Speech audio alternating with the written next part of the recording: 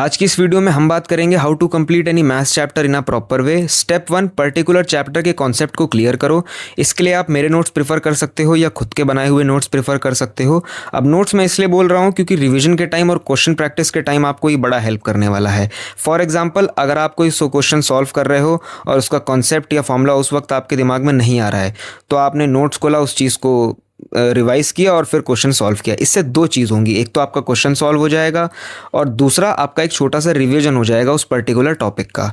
Step 2, आपको chapter complete करने के बाद डायरेक्ट आपको पीवाईक्यू सॉल्व नहीं करनी, उससे पहले आपको एनसीईआरटी सॉल्व करनी है या फिर आप आरडी और आरएस जो क्लास 11-12 वाली होती है वो सॉल्व कर सकते हो। अब आप बोलोगे भाई वो तो बड़ी बुक्स हैं, इतनी मोटी बुक हम कहाँ सॉल्व कर पाएंगे इतने कम टाइम के अंदर।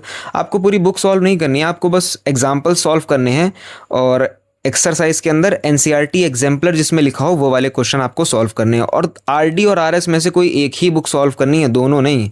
स्टेप 3, आपको पीवाईक्यूज सॉल्व करने हैं और जो क्वेश्चंस आपको पीवाईक्यूज के अंदर फंस रहा है या नहीं हो रहा है उसका कॉन्सेप्ट आप फिर से रिवाइज करो और क्वेश्चन को फिर से ट्राई करो। और अगर फिर भी सॉल्व नहीं हो रहा है तो भाई क्वेश्चन के सोल्यूशन आपको इंटरनेट पे भी मिल जाएंगे, बुक्स के अंदर भी मिल जाएंगे और डिटेल्ड सोल्यूशन मैं मेरे टेलीग्राम पे डाल रहा हूँ, आप वहाँ से जाकर भी देख सकते हो विद कॉन्सेप्ट, उसमें कॉन्सेप्ट भी मेंशन कर रहा हूँ मैं।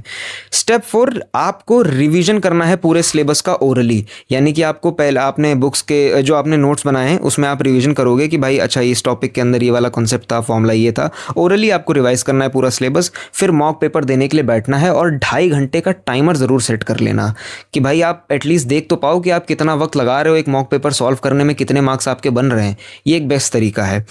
एक लास्ट में की पॉइंट हमेशा याद रखना कि क्वेश्चन को सॉल्व करने से पहले उसको रीड करना और समझना उसमें क्या फाइंड करना है, क्या गिवन है, फिर सोचना कि भाई कौन सा कॉन्सेप्ट लगेगा। कौन सा स्टेप मैंने आपको बताया कि पहले उसमें देखना क्या गिवन है, क्या फाइंड करना है और क्या कॉन्सेप्ट उसमें यूज होगा, फिर क्वेश्चन का आगे आप सॉल्व करना।